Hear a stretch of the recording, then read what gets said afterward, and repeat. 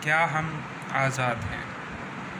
جب اس موضوع پہ لکھنے کے لیے میں نے قلم اٹھایا تو میری آنکھوں کے سامنے حق کی بات کرنے پر موت کا تحفہ حاصل کرنے والے صحافی ارشد شریف کی لاش آئی۔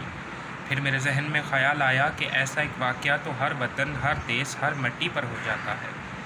لیکن پھر میرے خیالوں میں سڑک پر بچوں کے سامنے زیادتی کا نشانہ بننے والی ماں آئی، جس نے میرے قلم کو یہ لکھنے پر مجبور کر دیا کہ ہم آزاد نہیں، ہوس کے قیدی ہیں۔ کہ اتنے میں اس بات نے میرے دل کو تسلی دی کہ دیکھو، آزاد ملک میں بیٹھ کے ایسے ناشکری جیسے الفاظ نہ لکھنا۔ کہ اتنے میں ATM مشین کے کیمرہ سے منہ چڑھانے والی ویڈیو نے میرے ضمیر کو جھنجھوڑا کہ لکھ تو حق لکھ، کہ صلاح الدین اپنی پوری قوم سے ہاتھ جوڑ کے کہہ رہا ہے کہ جان کی امان پاؤں، ایک بات کہوں، جہاں ذہنی توازن ٹھیک نہ ہونے والے شخص کو بھی بے دردی سے مار دیا جائے، وہاں کوئی آزاد نہیں۔ آج میں مارا گیا ہوں، کل کوئی اور مارا جائے گا۔ انصاف کا سوچنا ہی نہیں، بس مذمت سے کام چلائے۔ ابھی میں نے لکھنے کی جسارت کی ہی تھی کہ فلسطین، برما